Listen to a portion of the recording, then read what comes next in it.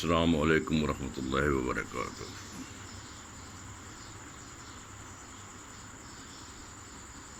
کچھ چیزیں ایسی ہوتی ہیں جو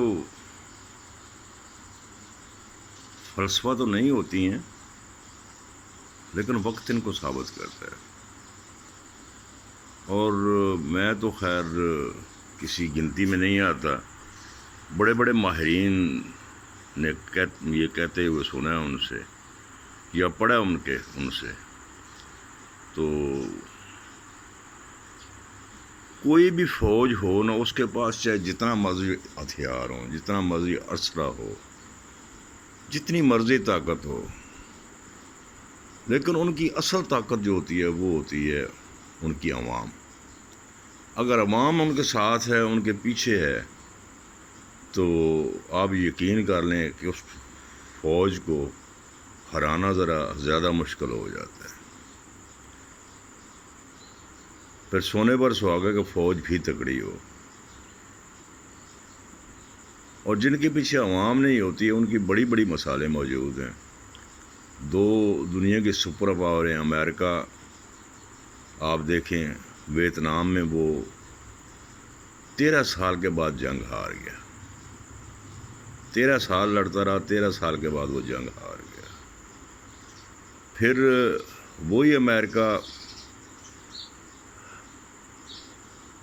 افغانستان میں 20 سال کے بعد جنگ ہار گیا، اور اس کو وہاں سے ایسے نکلنا پڑا جیسے شکست خوردہ فوج نکلتی ہے۔ پھر یہی امریکہ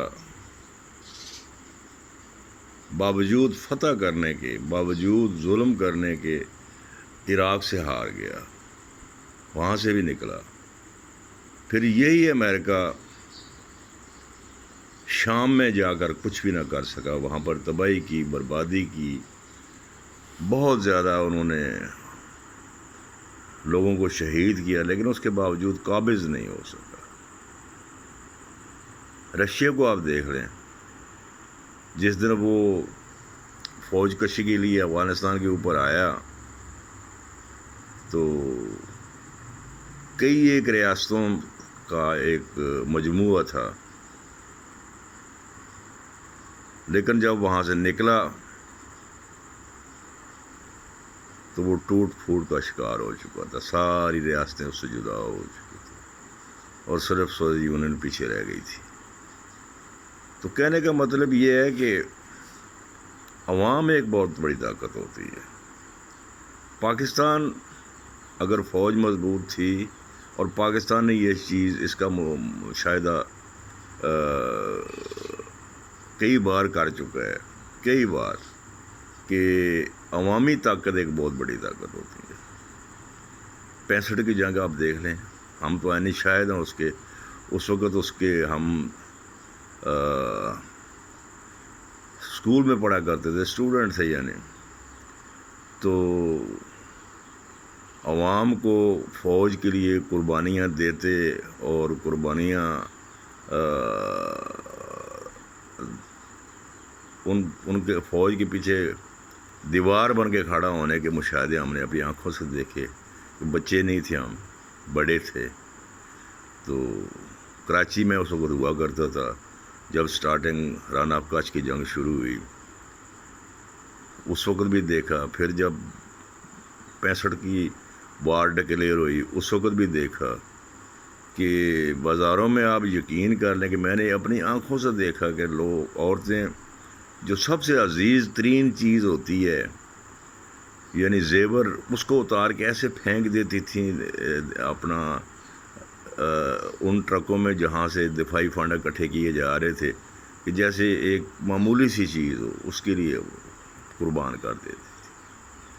پھر میں وہاں سے لاہور آیا، لاہور آ کر میں نے یہ مشاہدے اپنی آنکھوں سے دیکھے، اور میں اس کا ذکر بھی کر چکا ہوں کہ میں نے نولکھا میں ایک اتنے چھوٹے بچے کو دیکھا دفاعی فنڈ اکٹھا کرتے ہوئے کہ میرے دل میں اس وقت بھی، حالانکہ میں پڑھا لکھا نہیں تھا، زیادہ تعلیم نہیں تھی میرے پاس، 9 10 کا طالب علم تھا، تو میرے دل میں اس وقت بھی پکار اٹھی کہ یار اگر اتنے چھوٹے چھوٹے بچے جب کھڑے ہو جاتے ہیں نا کسی فوج کے پیچھے، کسی فوج کے لیے، تو یقین کر لیں کہ اس فوج کو تو ہرانا بہت مشکل ہے۔ اور پھر الحمدللہ بے شک لوگ نہ کہیں لیکن ہم سرخرو ہوئے، حالانکہ اس وقت چھوٹی فوج تھی ہماری اور ہمارے سامنے ایک بہت بڑا دشمن تھا۔ تو اس کے بعد یہ بات چلتے چلتے پریکٹیکل زندگی میں چلے گئے ہم لوگ۔ پھر یہی مشاہدہ ہم نے 71 میں بھی دیکھا، اور اس وقت ہم پریکٹیکل لائف میں تھے۔ تو جس وقت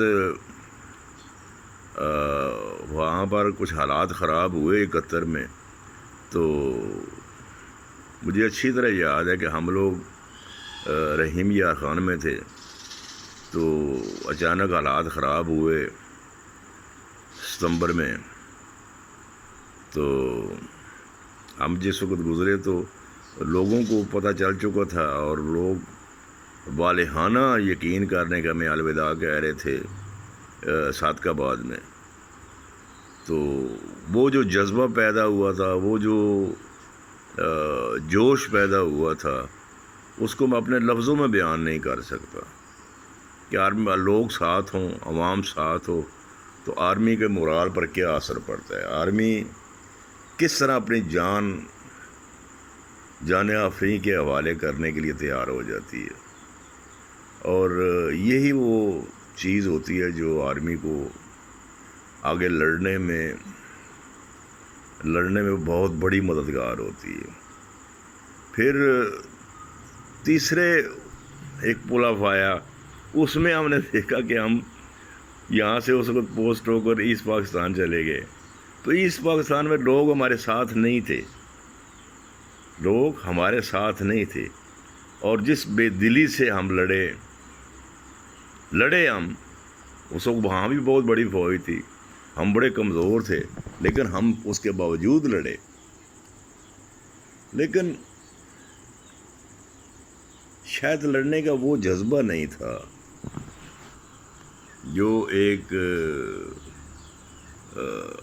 اپنی چیز کے لیے انسان اپنی جان قربان کرتا ہے۔ تو اس لیے آج اگر میری فوج مضبوط ہے یا مضبوط تھی، تو وہ صرف ان عوام کے زور کے اوپر، عوام کے بازوؤں کے زور کے اوپر، کیونکہ ہم ہر وقت اس کے پیچھے کھڑے ہوتے تھے۔ تو یہ چیز میرا خیال ہے ارباب اختیار کو دیکھنی چاہیے کہ جو بڑی قوت ہے اس کو گنوا کر اس کو ایک سائیڈ لائن پہ کر کے فوج دنیا کی کوئی کامیاب نہیں ہوتی ہے۔ تو انشاءاللہ تعالی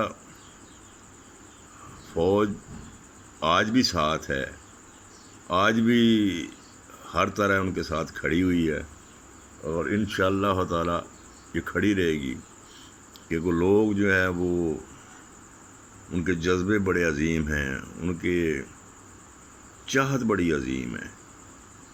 تو اللہ تعالیٰ کرے کہ ہمارے فوج کا اور ہمارا رشتہ کبھی نہ ٹوٹے، اور یہ ملک کبھی کمزور نہ ہو۔ تو کیونکہ یہ ملک ہے تو ہم ہیں، اگر ملک نہیں ہے تو ہم کچھ بھی نہیں ہیں۔